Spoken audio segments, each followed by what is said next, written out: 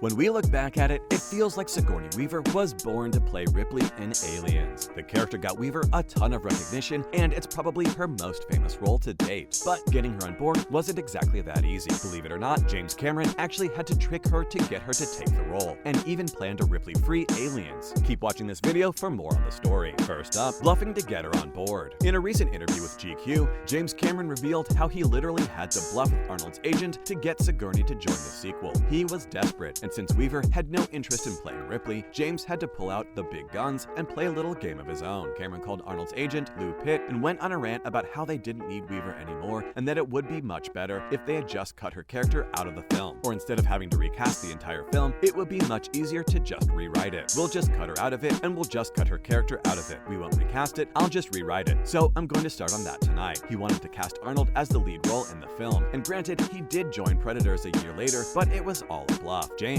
wasn't going to recast or rewrite anything. It was just a play to get Lou talking, and since Lou worked in the same agency as Sigourney's agent, he knew word would get around pretty fast. As soon as he hung up the phone, Pitt called her agent and urged him to sign Sigourney right now. And the rest is history, ladies and gentlemen. Weaver was set to star as Ripley exactly 12 hours later, and the whole call about rewriting the story and dumping the current cast, it was all a bluff. Also, why do we get the feeling Cameron must be really good at poker? So now it's up to me to land Sigourney. And so I called up Lou Pitt, Arnold's agent, and I said, Lou, we really just don't need Sigourney. I should go ahead with this, and we'll just cut her out of it, and we'll just cut her character out of it. We won't recast it, I'll just rewrite it. So I'm going to start on that tonight. Did I have any intention of doing that whatsoever? No, not at all. And I knew that the second he hung up with me, he called him and said, sign Sigourney now. And guess what? The deal was done in 12 hours. Next, not a big fan of science fiction. We're pretty sure everyone's curious why she didn't want to take the film in the first place though. Just looking at the cast of Alien 3 and Alien Resurrection is enough to get even some of the biggest names in Hollywood talking. You had the legendary Charles Dance, Pete Postlethwaite, and Holt McCallany. But despite all the star power, why didn't Sigourney want to sign for Aliens? Well, believe it or not, the reason might shock you since it's super basic. It wasn't because she had an issue with the story or didn't see herself starring in the franchise or something. It was because she didn't like science fiction. Yet, Weaver wanted nothing to do with the sequel because she wasn't a big fan of sci-fi. Plus, she also thought the script was very bleak when she first read it, and it even made her question going through drama school. I survived drama school to do this? Oh, and let's not forget how she imagined the aliens to look like blobs after going through the script. But after Weaver saw the drawings and the initial concepts, she was completely blown away. It wasn't just a regular alien science fiction movie she was starring in. It was much more than that. The sequel was set to take over the film world with its unique storyline, exceptional casting, and aliens like no one has ever seen before. We're pretty sure she applauds herself for taking the role because it's probably her most famous on-screen performance to date. She even went on to do more than 30 films after getting recognition from the sequel. Moving on, no bad blood. Let's be real here, people. The majority usually thinks performers are willing to do anything as long as it pays good money. So what if James tricked her? She got $1 million.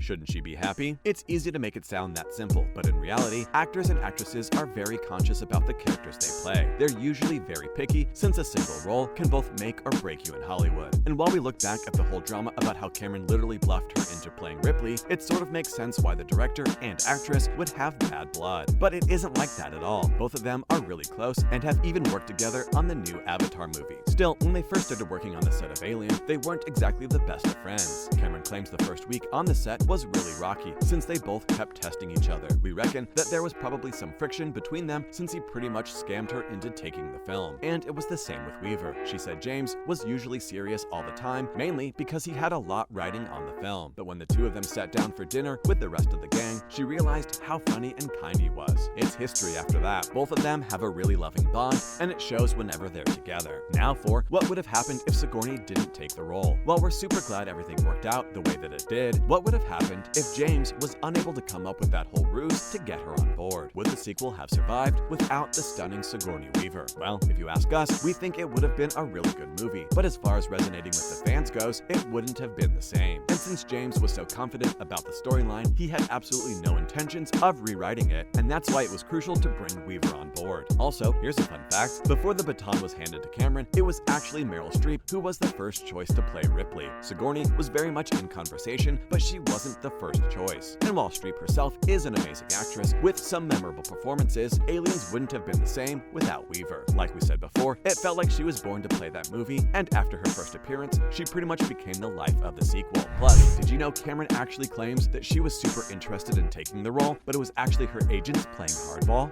Yep, it's weird because on one hand, you have Weaver calling it a very bleak script and imagining the aliens as blobs, and on the other, James claims she loved the story. But yeah, without Sigourney, it would have been a really good action movie, but that's it. Following up, everything ties back to Ripley. There would have been promotions if Cameron failed to sign Sigourney as the lead character. He would have promoted Hicks to the main character, but even then, we're sticking to our original statement about Aliens because it would have been a good action movie and nothing more than that. And that's not because the rest of the cast would have failed to put on a good performance or something. It's because all of James's threats were empty and he had no intention of rewriting the story. They'd probably have to get a new lead, and since it was a gender-neutral role, the crew had the option to cast anyone they wanted. Cameron wanted Weaver, and he made that super clear though. He wasn't willing to budge and went the extra mile by literally toying with an entire agency to get her on board. But the question still stands. If not Weaver, then who else? Meryl Streep? Not really, since she wasn't James's first choice. Ridley Scott wanted Streep, but not Cameron. And since almost everything in the storyline tied back up to Ripley, whoever played the character would have had to go above and beyond to keep the sequel alive. So, we have the perfect answer to that question. If not Weaver, then no one else. No one else would have been able to do justice to Ripley. It had to be her. And if we're being honest, almost everyone was counting on her to return. She was one of the most iconic characters in that particular genre, and forget about the movie not resonating with fans. We're pretty sure James himself would have exited if he didn't get to sign her. Up next, everything is possible in science fiction. Despite hating science fiction in the early stages of her acting career, Sigourney probably enjoys the genre a lot now.